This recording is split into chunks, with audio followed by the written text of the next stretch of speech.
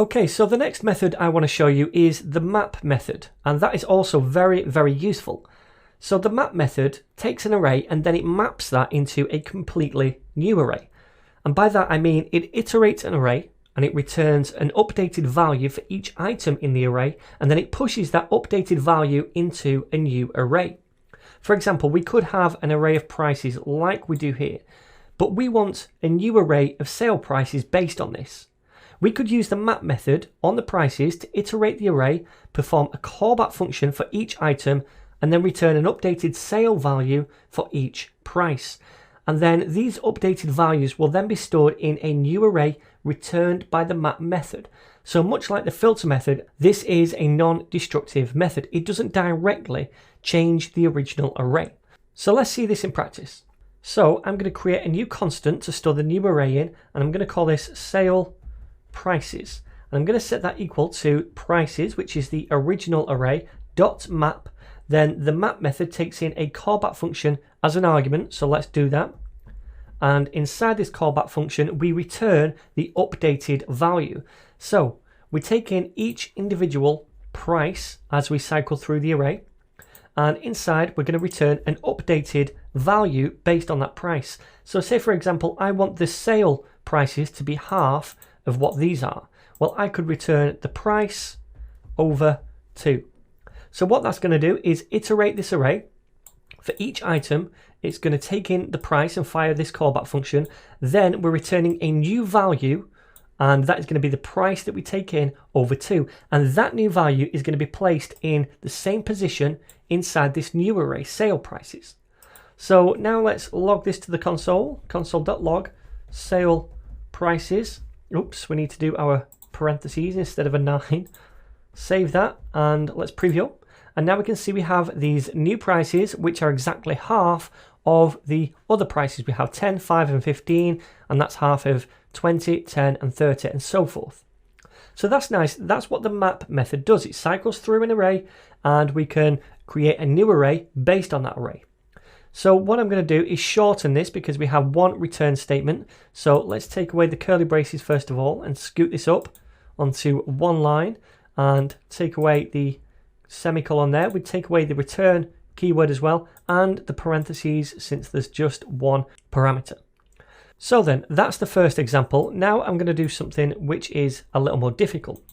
So say we have some different data. I'm going to copy this from my GitHub repository again, and this time we have a const product equal to an array, and inside here we have a load of different objects, and each object is a product. Now they have two properties. They have a name and a price, and bonus points for guessing what this is from. It's Mario Kart, by the way.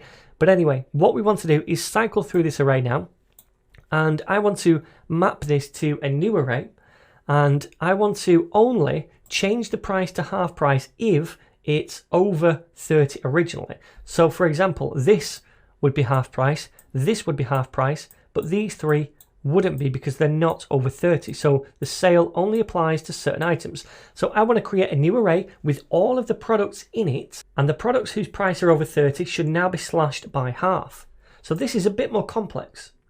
But again, first of all, we create a new variable. I'm going to call this sale products, and I'm going to set this equal to the products array. Then we map through that array. We take in a callback function, which takes the individual product each time around as we iterate through. And then inside, we need to first of all check if the price is over 30, because we only want to change the price in the new array if it's over 30. So let's do that if check first of all. We'll say if, and then product.price. That's the individual product we take in on each iteration. If that is over 30, then we want to return something new here. Now, what do we want to return? Well, we want to return an object because the new array is going to be made up of objects, much like this is made up of objects. So we need to return a new object. And we can say inside the name of this object is going to be the product.name. So that's the product that we take in. We're getting the name property off it and setting it equal to the name property on the new object that we're returning. And now the price property is going to be the product.price over 2. So we're returning now a new object based on the current object that we take in, but we're slashing the price in half. So in the new array, it's going to have half the price if the current price is over 30.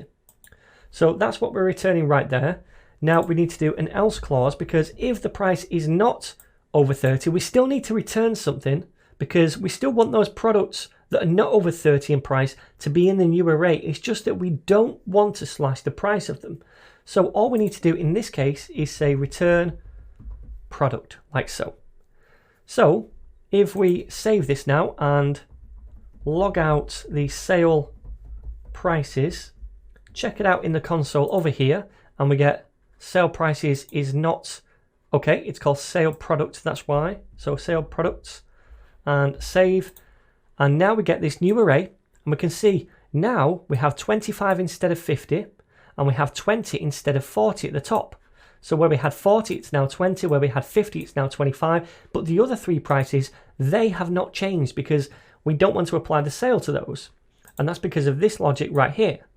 Now, you might be thinking at the minute, why did we not just say, instead of creating a new object, why over here did we not just say, well, okay, well, the product.price is now going to be equal to the product.price over 2, and then just return the product like we return product here. And we can't do that, because when we change the product price here, we're directly editing the product in this array, so that would make it destructive, and we don't want to do that. We want to protect the original array and only update objects in the new array. So if I was to save this now and run it again over here, then this still works. We still get the correct output when we log the sale products to the console. But if I was now to log also products like this and save it, they're going to be exactly the same, because it's directly edited the original one. Because when we take in an item from an array, it's an object, and we edit it over here, it's editing it directly. This isn't a copy of the object that we pass in, it's the object directly that we're passing in. So then when we edit it, it's going to edit the original value, and we don't want to do that. So that's why we create a new object over here, because then that does not edit the original value, because we're creating a new object and we're setting that equal to the product price over 2. We're not saying the product.price is now equal to the product price over 2. We're just saying the new price property on our new object is equal to this. So if I save it and preview, now we can see the original array stays intact. Okay, so one more thing, we can take these parentheses off because it's just one parameter. Save that, and this should all still work. Awesome. So that is the map method, really useful for when we want to create a new array based on a current array.